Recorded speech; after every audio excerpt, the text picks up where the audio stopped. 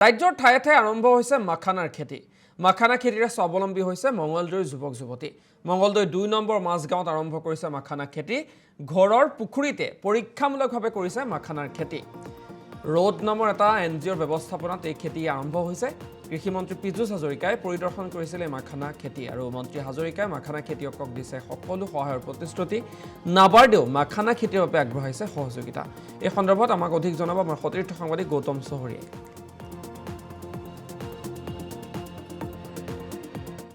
অসমৰ কৃষি খণ্ডত প্ৰচুৰ সম্ভাৱনা থকা এক নতুন খেতি হৈছে মাখানা খেতি আৰু যি খেতি কৰি ইতিমধ্যে স্বাৱলম্বিতাৰ নতুন পথ বাছি ল'বলৈ সক্ষম হৈছে মঙলদৈৰ মাজগাঁৱৰ ২ নং মাজগাঁৱৰ একাংশ কৃষক। আৰু এই মুহূৰ্তত মই মাজগাঁৱত উপস্থিত আছোঁ। মোৰ সহযোগ প্ৰথমে এক দৃশ্য দেখুৱাবলৈ অনুৰোধ কৰিছোঁ।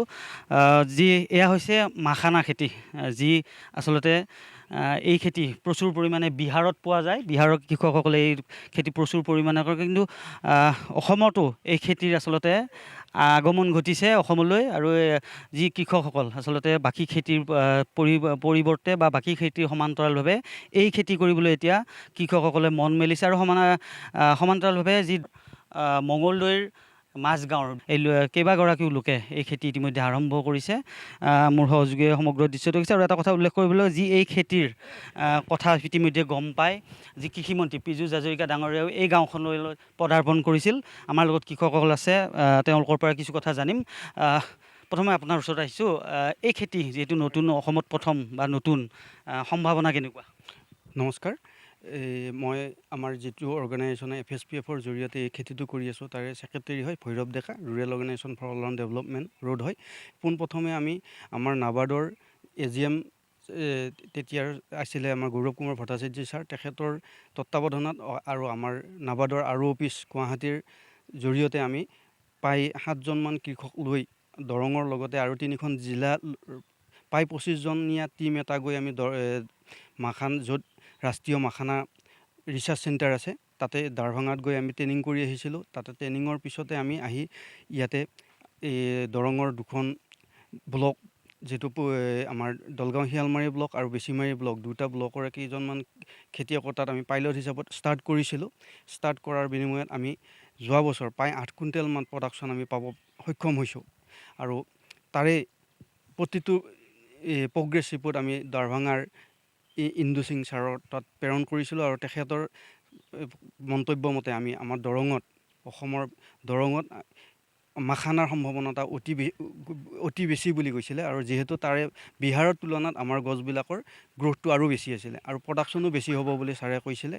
সেই হিচাপত আমি ভাবিছোঁ এই দৰং বা অসমৰ কৃষকবিলাকৰ এটা এডিশ্যনেল ইনকাম হিচাপত পুখুৰীত আমি মাখানা দি ভৱিষ্যতত সকলোৰে ইনকাম বঢ়াবৰ কাৰণে আমি সক্ষম হ'ব পাৰিম।